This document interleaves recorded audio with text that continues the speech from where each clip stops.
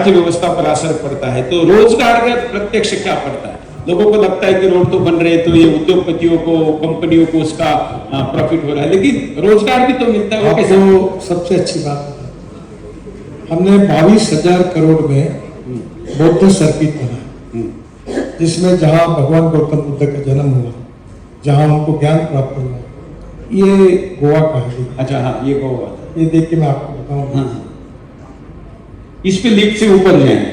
हाँ, ऊपर में व्यूअर गैलरी बनेगी।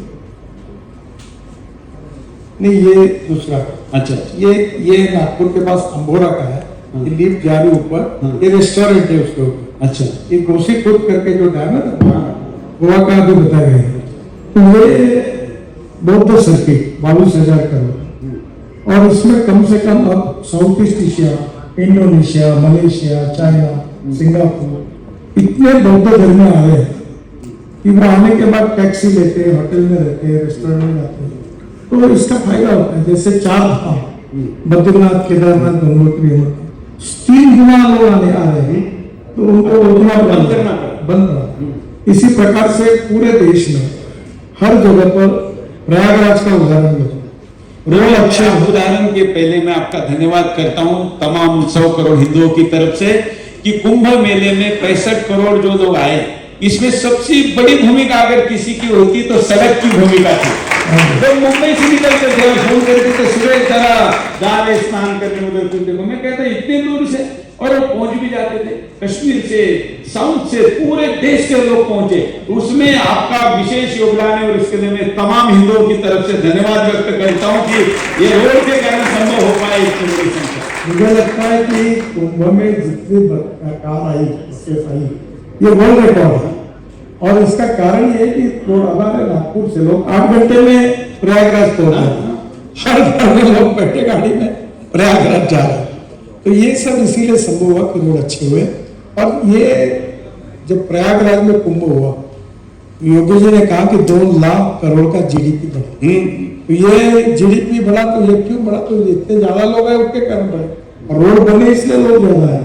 तो इसका मल्टीप्लाई इफेक्ट आर्थिक विकास में रोड बनाने का होता ही है।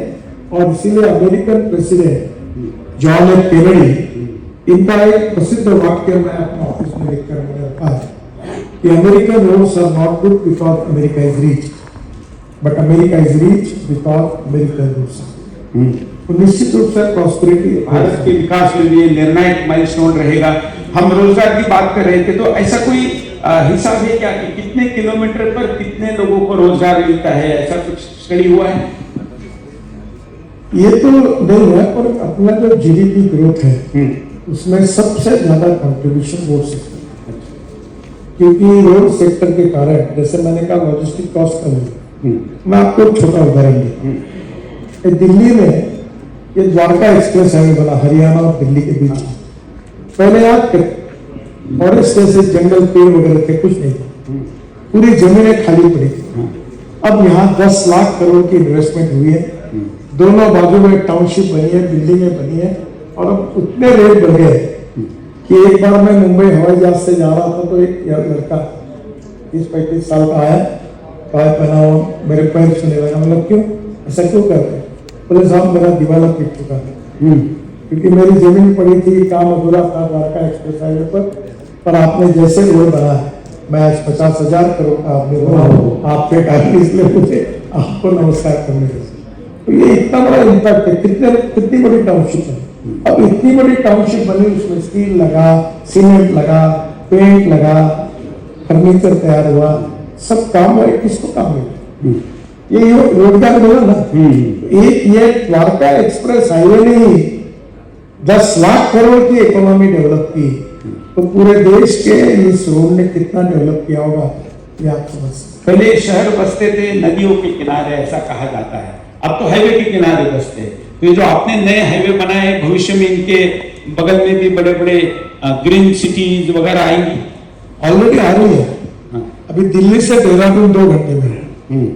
तो मैंने अभी उत्तराखंड के मुख्यमंत्री जी को कहा है कि अब इतने बड़े प्रमाण पर लोग आ रहे हैं, तो ये जो नए रोड के आजू बाजू में आप कुछ जगह लेकर कुछ अच्छे होटल्स, रेस्टोरेंट, पार्किंग प्लेसेस करिए, ताकि लोगों की रहने की व्यवस्था होगी और उत्तराखंड के युवाओं को रोजगार मिलेगा। ये जरूरी है। ये हम लोग स्मार्ट सिटी जैसे बना रहे हैं वैसे स्मार्ट विलेज और आने वाले समय में जैसे परचेसिंग पावर मिलती है। अब देखो पहले स्टेट ट्रांसपोर्ट एसटी इसमें लोग रश करते थे, अब उससे ज्यादा रश हवाई अड्डे पे लाइन से लोग आ रहे हैं, उतर रहे, लाखों लोग जा रहे हैं। ये 25 साल पहले किसी को बताया रहता तो कोई कल्पना भी नहीं कर सकता। ये ट्रांसफॉर्मेशन और इंफ्रास्ट्रक्चर डेवलप होने के कारण हमारे देश की प्रगति और विकास हो रहा है। ये तस्वीर तो आप देखिए। लेकिन कुछ जगह तो आपके हाईवे ने हवाई जहाज वालों को परास्त कर दिया। जैसे उदाहरण देता हूँ, पहले मुंबई शिरडी फ्लाइट चलती, अब कोई भी फ्लाइट से जाता ही नहीं, इसलिए फ्लाइट बंद हो गई क्योंकि हाईवे आपने इतने अच्छे बना दिए कि लोग उसके पहले पहुंच जाते। मैं आपको बताता हूँ कि दिल्ली से देहरादून फ्लाइट दिसंबर के पहले बंद हो जाएगी। फ्लाइट बंद हो जाएगी और एक साल के बाद दिल्ली से अमृतसर की फ्लाइट। अच्छा। और चंडीगढ़ कितने घंटे में? मुझे बताइए, यहाँ से चंडीगढ़ जाना है तो आप 2.5 घंटे में पहुंच जाएंगे। अब एयरपोर्ट पे जाने के लिए करना, वहां बैठना और जहाज पे बैठना, वहां जाकर घर जाना, यही 4.5 घंटे लगते हैं, 4 घंटे। उसके बदले 2.5 घंटे में आप घर पहुंचोगे। क्योंकि अब रोड इतने जिस प्रकार के बन रहे हैं, अभी दिल्ली से जयपुर 2 घंटे में पहुंच जाएंगे। जो नया रोड है आराम से चले जाएंगे। दिल्ली से मुंबई 12 घंटे में हो जाएगा। चेन्नई से बेंगलोर 1 घंटे में हो जाएगा, 2 घंटे। बेंगलोर से मैसूर पहले 3.5 घंटे लगते थे, अब 45 मिनट में हो रहा है। मेरठ से दिल्ली 4 घंटे लगते थे, 50 मिनट में लोग आए। मुझे मेरठ में लोग मिले हुए हैं, आइसक्रीम खाने के लिए कैरोट पुलिस आ जाए। मेरठ में लोग रहते हैं, दिल्ली में खाने ये चेंज तो हो रहा है। दिल्ली वाले भी मेरठ जाए, मेरठ की चाट बड़ी फेमस है, मेरठ वाले भी कुछ लोग आए हुए हैं यहाँ पर। ये सारा रोजगार का जैसे असर होता है, आपने कहा वो इस प्रकार से इसका कल्चरल रेवोल्यूशन भी होता है। इधर से उधर लोग जाएंगे तो उस दिशा में भी एक अच्छा कंट्रीब्यूशन दिखता है। इस साथ के साथ आपने जैसे हमने रोड की बात की, वैसे ऑटोमोबाइल वाला भी जो आपका दूसरा विषय है उस पर भी बात कर लेते हैं कि पहली कॉन्क्लेव में आप जब आए थे, मोदी सरकार के पहले 100 दिन का कॉन्क्लेव किया था अशोक होटल में, उसमें आप आए थे और उसमें आपने कहा था कि कुछ वर्षों बाद इलेक्ट्रिक बाइक और इलेक्ट्रिक व्हीकल में बैठकर आप लोग कॉन्क्लेव में आएंगे। आज मेरे ख्याल से 25-30% लोग कम से कम इलेक्ट्रिक व्हीकल से आज इस कॉन्क्लेव में आए। आप पूछिए लीजिए 40% है। कौन से इलेक्ट्रिक व्हीकल से आए हुए लोग जो आए इसका कारण यह है कि बड़े प्रमाण पर ट्रांसफॉर्मेशन हुआ। कि मैं आया हूँ, मेरी गाड़ी 100% इथेनॉल पर चलती है, ग्रीन फ्यूल है, नो पोल्यूशन, और वो 60% बिजली तैयार करती है।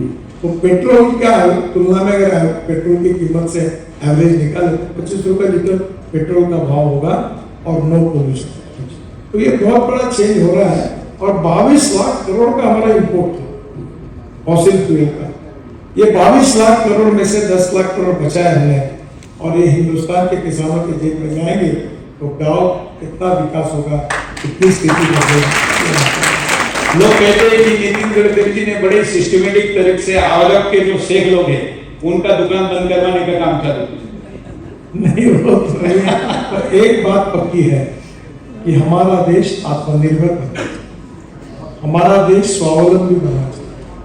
हमारे देश को जल प्रदूषण, वायु प्रदूषण, ध्वनि प्रदूषण से मुक्ति मिलनी चाहिए और हमारा देश पूरा विकसित ऐसा वर्ल्ड की 3rd लार्जेस्ट अर्थव्यवस्था बनाने का जो संकल्प हमारा वो पूरा होना चाहिए। इसके लिए इंपोर्ट को कम करना है, एक्सपोर्ट को बढ़ाना है। वो स्थिति कब आएगी कि खाड़ी देशों से हमको एक लीटर भी लेना नहीं पड़े? मैं आपको बताता हूँ कि अभी हम ethanol, methanol, biodiesel, bio LNG, CNG, hydrogen पे काम कर रहे हैं। मेरे पास हाइड्रोजन की गाड़ी है, उसका नाम है मिराई। मिराई ये जापानी वर्ड है। मिराई का अर्थ है भविष्य, फ्यूचर।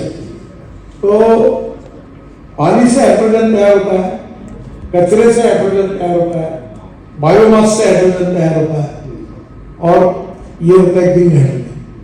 जो पेट्रोलियम से होता है वो ब्राउन हाइड्रोजन और जो कोयले से होता है वो ब्लैक हाइड्रोजन। हम ग्रीन हाइड्रोजन मिशन चला रहे हैं और फिर hydrogen truck, buses, scooter, car केवल नहीं चलेगी, पानी वाला pharmaceutical, chemical industry, steel industry चलेगी।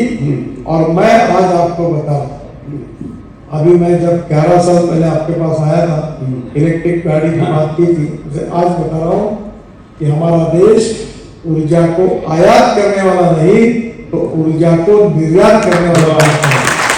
आज 22 लाख करोड़ रुपए देश के बाहर जा रहे हैं। अब 10 साल के बाद ऐसी स्थिति आएगी कि दुनिया भर से 20 लाख करोड़ हमारे अंदर आएंगे, हमारा एक्सपोर्ट बढ़ेगा। वो दिन अब दूर नहीं है, ये मेरा विश्वास है। ये संघ के पूजनीय संघ चालक सुदर्शन जी ये सपना देखते थे, हाँ, और आज वो आपने पूरा करके दिखाया। सुदर्शन जी का मेरे ऊपर बहुत प्रेम था और उनकी मृत्यु के पूर्व भोपाल में थे वो, और मैं उनको मिलने के लिए गया था। मेरा हाथ पकड़ कर उन्होंने कहा, नितिन ये जो ग्रीन फ्यूल वाली बात है, इथेनॉल की, कंट्रीब्यूट फ्यूल की, इसको छोड़ना नहीं, इसको आखिरी तक लेके जाना। और मैं उन्हीं के आशीर्वाद से ये काम करने के लिए समय लगा हूँ।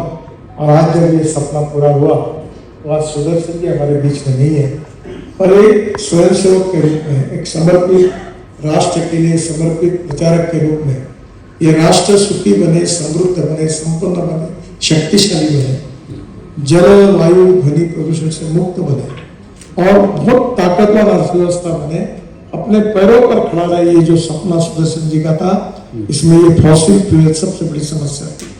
और ये आज 22 लाख करोड़ देश के बाहर जा रहे। अब इस देश का किसान केवल अन्नदाता नहीं, ऊर्जादाता बना है। केवल ऊर्जादाता नहीं, ईंधन दाता बना है। और केवल ईंधन दाता नहीं, हवाई ईंधन भी तैयार कर रहा है, हवाई ईंधन दाता बना है। और पानीपत में तैयार हो रहा है, हवाई ईंधन दाता नहीं, अब वो बिटुमिन दाता बना है। और वो बिटुमिन दाता नहीं, अब वो हाइड्रोजन दाता बना है। तो एक प्रकार से गांव, गरीब, मजदूर, किसान और ग्रामीण क्षेत्र सुखी, समृद्ध, संपन्न होंगे। और मैं वो सपना देखता कि दिल्ली, मुंबई, कलकत्ता, चेन्नई, बेंगलोर, ये जो बड़े प्रमाण पर लोग आज हमारे बीच में गांवों से आए हुए हैं, वो फिर से अपने गांव की तरफ जाएंगे और गांव समृद्ध और संपन्न बनेंगे, ये मेरा विश्वास है। तब मुझे याद है जब आप बीजेपी के अध्यक्ष बनकर दिल्ली आए थे, क्योंकि हम एक रिमार्केबल डे पर बैठे, इसलिए ऐसी यादें आनी चाहिए। तो तब आप बोलते थे कि हम इथेनॉल लाएंगे और जो बाकी सारी चीजें आपने बताई, तो लोग हंसते थे। एक पॉलिटिशियन भारतीय जनता पार्टी का अध्यक्ष और क्या क्या बातें बोल रहा है, कब होने वाला है। तो आपको नहीं लगता था कि आप बोल रहे हैं, लोग इस पर भरोसा नहीं करेंगे? हंसते थे, हंसते भी थे। ये 11 साल पहले यही होता था कि कितनी बातें आप बता रहे हैं, लाखों में बातें करते, करोड़ों में बातें करते हैं, तो काम कहाँ से होगा, पैसा कहाँ से आएगा। पर अब 11 साल के बाद मैं आप जैसे पूछता हूँ कि 11 साल में मैंने बोला और नहीं हुआ, इसे एक बात बताऊं, जो कहेंगे वही बोलेंगे और जो बोलेंगे वही करेंगे। ये शक्तिशाली बने, विश्वगुरु बने, दुनिया की ताकत बने, जो जो दुनिया में अच्छा है वो हमारे देश में हो। यही जो राष्ट्रवाद का भाव है, यही हम सबके कार्य करने की प्रेरणा है और उसी के आधार पर हम काम करने की। उसको टेस्ला जैसी गाड़ी भारत में अभी बनने की संभावना है, या टेस्ला ही आएगी, क्या संभावना? देखिए, पहली बात तो ऐसी है कि 2014 में जब हमारी सरकार आई, तब हमारी ऑटोमोबाइल इंडस्ट्री 7वें नंबर पर थी, हमारा 12 लाख करोड़ रुपए का वैल्यू था। आज अभी 6-7 महीने पहले हमने जापान को पीछे डालकर अब वर्ल्ड में हम तीसरे नंबर पर आए। पहले नंबर पर अमेरिका है, इनके ऑटोमोबाइल इंडस्ट्री का साइज 79 लाख करोड़ है। दूसरे नंबर पर चाइना है जो 47 लाख करोड़ है, और हिंदुस्तान है वो 22 लाख करोड़ है। अब मर्सिडीज के वर्ल्ड के चेयरमैन 21-25 दिन पहले मेरे पास आए थे, तो उन्होंने कहा कि हम लोग मर्सिडीज इंडिया में बनाएंगे और यहीं से वर्ल्ड में एक्सपोर्ट करेंगे। सब ब्रांड हमारे पास है, हमारी क्वालिटी अच्छी है, हमारी कॉस्ट कम है, हमारी बजाज, टीवीएस, हीरो और होंडा ये 50% टू व्हीलर एक्सपोर्ट होते हैं। तो आने वाले समय में मेरा विश्वास है कि हिंदुस्तान कम से कम 5 साल के अंदर, हमने ये तय किया है, ये ऑटोमोबाइल इंडस्ट्री में वर्ल्ड में नंबर 1 पर जाएंगे। इसलिए हमारी शुभकामनाएं और दृष्टि अभी से ले ऐसी व्यवस्था भी निर्माण करनी चाहिए। बिल्कुल हो रही है। हमारे पहले 50 यूनिवर्सिटी बस स्टैंड थे, 750 हो गए। प्राइवेट यूनिवर्सिटी अच्छी चल रही है। हमारे दुनिया से अनेक देशों से लड़के पढ़ने के लिए हमारे पास आ रहे हैं। तो एक मतलब ये कि हम देश, हमारा देश सभी क्षेत्रों में आगे जा रहा है। अभी इंडस्ट्री में जा रहा है, एग्रीकल्चर में जा रहा है, टूरिज्म में जा रहा है, एजुकेशन में जा रहा है, और जिन जिन क्षेत्रों में हमारे लोग काम कर रहे हैं वो निश्चित रूप से आगे जा रहे हैं। और सबके मिले जुले प्रयासों से ही आत्मनिर्भर भारत बनेगा, ये मेरा विश्वास। नहीं, मेरा एक और उसमें कहना था कि इस इंडस्ट्री के लिए अलग से ह्यूमन रिसोर्सेज की ट्रेनिंग, उसकी डिग्री ऑस्ट्रेलिया में जाते तो दाढ़ी कटिंग की भी अलग से डिग्री मिलती है, क्योंकि उसको वहाँ स्टैंडर्ड माना जाता है। तो रोड कंस्ट्रक्शन, ऑटोमोबाइल, इस सेक्टर में विशेष अलग कोर्सेस। देखो, स्किल डेवलपमेंट को, स्किल ट्रेनिंग को सरकार ने बहुत महत्व दिया है। और मैं आपको एक दूसरी बात बताऊं, हमारे यहाँ में सांस्कृतिक महोत्सव, हाँ, 50,000 लोग हो जाते हैं, करीब 17 दिन कार्यक्रम होते, बड़े बड़े कार्यक्रम। क्रीड़ा महोत्सव करता हूँ 80,000 खिलाड़ी के लिए। अभी हमने एग्रोविजन करता हूँ 5 लाख किसान आते हैं। ये एडवांटेज रिजर्व करके किया 7.5 लाख करोड़ के इन्वेस्टमेंट है।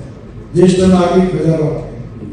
तो ये करते समय हमने एक कार्यक्रम किया कि हमारे यहाँ मेहंदी निकालने के लिए शारदोत्सव और दुर्गोत्सव के कार्यक्रम में हमने एक टोटे करके महिला थी, उसको कहा कि उसने स्किल देके 450 लड़कियों को ट्रेन किया मेहंदी कैसे, और हमने 100 रुपए एक मेहंदी निकालने की रखी, 80 रुपए हमने दिए, 20 रुपए जिसने निकाली उसने की, और ये 350 महिलाओं ने 49,000 महिलाओं को मेहंदी निकाल दी।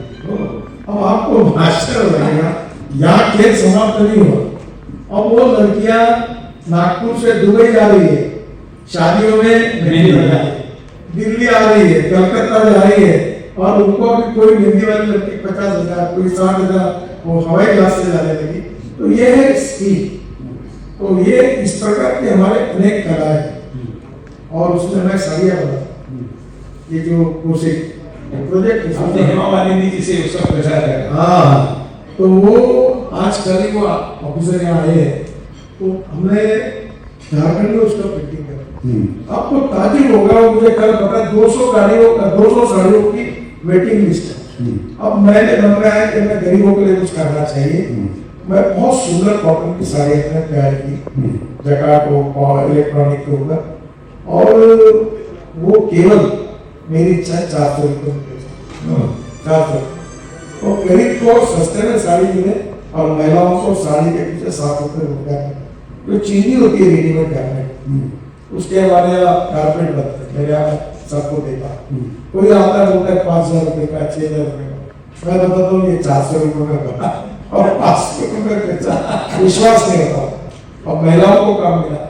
ऐसी बहुत से स्कीम्स है कि जो है, जैसे हमारे यहाँ आजकल फास्ट फूड का जमाना, अब लोग अपने घर में बनाकर पहुंचा उसको क्लाउड किचन, तो आप घर के घर लोग लाखों करोड़ का धंधा कर रहे हैं। तो हमको लोगों को अलग अलग प्रकार के कौशलों को सिखाना और उसके लिए कमर्शियल गुड्स का उपयोग करना, ये इतना बड़ा फील्ड हमारी सरकार ने स्किल ट्रेनिंग और स्किल डेवलपमेंट को सर्वोच्च प्राथमिकता दी है। और निश्चित रूप से ये रोजगार के लिए बहुत बड़ा साधन होगा ऐसा। हमने एआई से आपके अब तक के 10 इंटरव्यू को एनालाइज किया कि आपने ऐसी कौन सी कॉमन चीजें हैं जो पहले वर्ष से अंतिम इस इंटरव्यू तक बोली है। इस इंटरव्यू होने के पहले तो एक गाय ऐसा फैक्टर था कि आपने 10 की 10 इंटरव्यू में उसका अपने उल्लेख किया है। इस बार कुछ लोग अपडेट है, उसमें कुछ रोजगार या आत्मनिर्भरता की तरफ गौशालाएं जा रही है। देखिए, आपको एक बात बताऊं, मैंने एक प्रोजेक्ट किया कि हमारे देश में गीर जाति का विशेष रूप से सुदर्शन टीवी इसके ऊपर विशेष बताइए। ये धर्म वापसी जैसा आंदोलन। अच्छा, तो हमारे देश में बीच में जर्सी, ह्यूस्टन सब गायें। अभी ये गीर जाति की गाय थी 1952 में, ये ब्राजील गई और ब्राजील में उसको विकसित करके वहां वो 7 लीटर गाय दे दूध दे। फिर उस गाय का जो दूध तैयार हुआ उसका सीमेंस लाकर इंडिया में 2 लीटर के गाय को दिया तो वो उससे 20 लीटर की गोली। फिर उसमें आगे टेक्नोलॉजी आई एम्ब्रियो ट्रांसफर। अब एम्ब्रियो ट्रांसफर ये जो है इससे 2 लीटर के गाय से टेस्ट ट्यूब बेबी होती है ना आजकल वैसे टेस्ट ट्यूब गोली। अभी टेक्नोलॉजी आई है कि बेटी बचाओ अभियान की जरूरत नहीं, हर जगह गोली होगी, गोरा नहीं होगी। और ये जो होगी गोली ये इसमें एम्ब्रियो ट्रांसफर में 21 लीटर की होगी क्योंकि उसका जो दूध है उसकी माँ का दूध जितना था उसको लेकर आएगा। इसमें 3 सेंटर हिंदुस्तान में शुरू हुए। पहला है सांगली में चित्रे, दूसरा है बारामती में कुमार साहब ने और तीसरा नागपुर में मैंने पीछे रखकर वेटरनरी यूनिवर्सिटी में खोला। तीनों का उद्घाटन करने का मुझे मौका मिला। मैं आपके काम की बात बता दूं, ये जो हुस्ट जर्सी सब गाय है इनको देशी में कन्वर्ट, ये साहिवाल, गिर, राठी, ये सब अपने देशी नस्ल में कन्वर्ट करने का ये प्रोग्राम है। ये धर्म आपसे आंदोलन आप इसको दीजिए। हमारे देश की पूरी गाय जो है वो देशी बन जाएगी और देशी गाय बनने के बाद उसके गोमूत्र की वैल्यू आपको पता है, उस गाय के गोबर की वैल्यू पता है और जो दूध है इतना मिलेगा कि एक परिवार, एक नीम का झाड़ और एक गाय, कोई आत्महत्या नहीं। और इसलिए ये टाटा कंसल्टेंसी ने विरल में इसकी स्टडी की थी ना कि जिस घर में पशु है वहाँ आत्महत्या नहीं है। तो मेरा आपसे अनुरोध है कि ये कार्यक्रम अभी जैसे गोरक्षा हम लोगों से पैसे मांगते हैं, गोरक्षा को पैसे जरूरत नहीं है।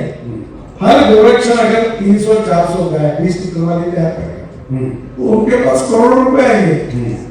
और जब गाय को दूध से पैसे आएंगे, गोबर से पैसे आएंगे, गोमूत्र से पैसे आएंगे तो गाय को बेचेगा ही नहीं। क्यों बेचे? जैसे मुझे याद है कि मैं जब महाराष्ट्र में मंत्री था तो शीला दीक्षित जी यहाँ मंत्री थी तो मैं उनके पास फ्लैश के लिए आता था कि फ्लैश की कॉस्ट, आज फ्लैश का भूकट में नहीं मिली, कॉस्ट पड़ेगी। हाँ, तो मैं ये अक्सर कहता हूँ कि वेस्ट में वैल्यू क्रिएट करो ताकि उसके लिए झगड़ा हो।